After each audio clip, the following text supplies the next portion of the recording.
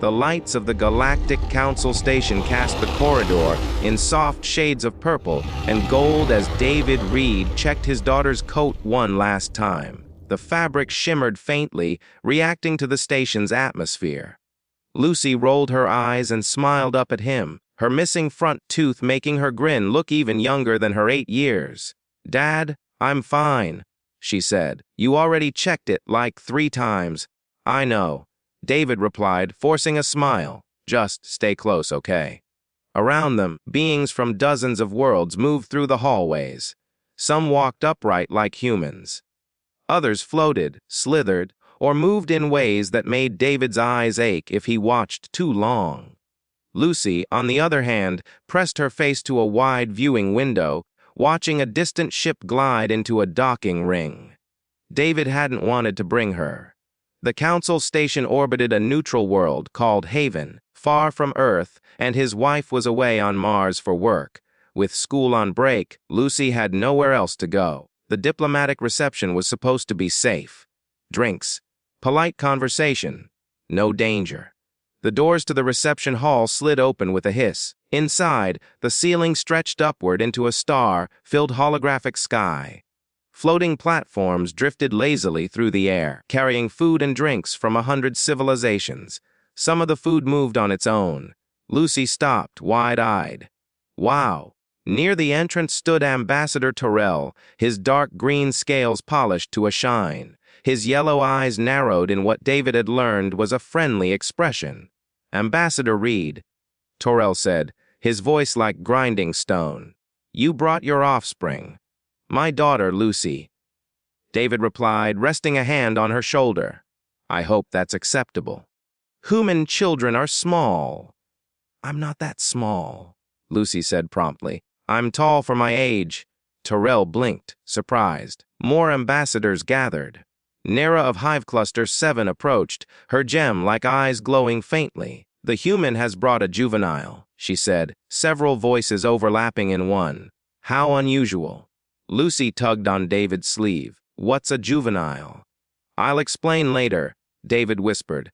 A chime echoed through the hall. Conversation died instantly as a hologram formed in the center of the room.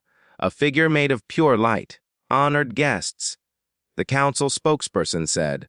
"Tonight we gather to discuss peace with the Starfire dragons." A ripple of unease spread through the room. David felt his chest tighten. The dragons were legends, ancient, powerful beings who controlled entire sectors of space and destroyed any ships that entered their territory uninvited. "We do not expect them to attend," the hologram continued, "but the invitation shows our commitment to peace." "They are monsters," Terrell muttered. "Have you ever met one?" Lucy asked. Terrell looked down at her. "No one has met one and lived." "Then how do you know they're monsters?" she asked, genuinely curious. Before David could stop her, the temperature in the room rose sharply. The air shimmered at the center of the hall. David grabbed Lucy's hand. "Behind me. Now." But Lucy didn't move. She stared transfixed. The shimmer exploded into flame that didn't burn. It twisted, shaped itself, and became something vast and terrible and beautiful. A starfire dragon stood in the hall. She was enormous, 40 feet from nose to tail, her scales glowing like heated metal. Eyes like miniature suns swept across the room. Heat rolled outward in waves. "I am Ember," the dragon said, her voice thunderous. "Matriarch of the Starfire clan. I accept your invitation." Panic rippled through the ambassadors. Energy barriers snapped into place. David dragged Lucy behind one, his heart hammering. Lucy leaned forward, awed. "She's beautiful." Ember's gaze shifted and locked onto Lucy. "You are not afraid," Ember observed. Lucy slipped under the barrier before anyone could stop her. It was set for adults. She passed through easily. "Lucy!" David shouted, pounding uselessly on the barrier. She walked across the floor, small shoes clicking in the silence until she stood before the dragon. Ember lowered her massive head. "Should I be afraid?" Lucy asked. "You look lonely." The word hung in the air. For a long moment, the dragon did not move. Then Ember lowered her head further, eyes blazing with something that looked dangerously close to pain. 5,000 years, Ember said quietly. And you are the first to ask me that. Lucy reached up and placed her hand on Ember's snout.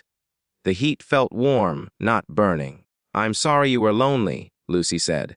Then, standing on her toes, she kissed the dragon's nose. A wave of warmth swept the hall, carrying joy and something like relief. Ember lifted her head, eyes shining brighter. You have given me kindness without expectation, Ember said. That is rare. She turned to the room. I will speak with your council, and I will speak through the humans. Then she was gone, dissolving into flame and shimmer, leaving stunned silence behind. Everything changed after that. Within hours, an emergency council convened. Holograms replayed the moment again and again. A child approaching a dragon. A question. A kiss. She saw a person, not a weapon. Dr. Hayes, a human xenopsychologist, explained. She led with empathy. Ember appeared again, observing remotely. You have always wanted something from us, she told the council. Your fear, your greed, I feel it instantly. The child wanted nothing. Days later, David and Lucy stood on the surface of Pyros, the dragon homeworld. Floating islands drifted through an orange-gold sky. Lava flowed upward like rivers defying gravity. Ember greeted them personally. Welcome home, she said. Lucy ran forward and hugged Ember's leg. The dragon rumbled softly, a sound like a purr. Dragons gathered, dozens of them, watching the humans with cautious curiosity.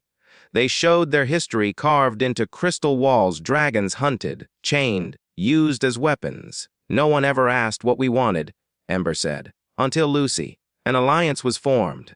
Dragon space opened to humanity. Not because of power, but because of trust. Ember made an offer. I wish Lucy Reed to become first friend, she said. A bridge between our peoples. David's heart nearly stopped, but Lucy looked up at him, calm and certain. I want to help, she said, but only if it's okay. 6 months passed. Lucy spent part of the year on Earth, part on Pyros. She learned dragon history and language. Dragons learned human customs. Wars cooled. Old enemies talked instead of fighting. Other species applied for access to dragon space. Some were denied, not for weakness but for greed. You didn't want to be friends? Lucy told one delegation. You wanted to use them? Now, standing on the observation deck, David watched ships pass through once forbidden space. Lucy stood beside him, taller now, wearing a jacket embroidered with real dragon scales. Ember's going to take me flying, Lucy said. Want to come? David smiled. Yeah, I do. They soared into space together, human, dragon, child, proof that the galaxy could change. All because one little girl saw a lonely dragon and chose kindness.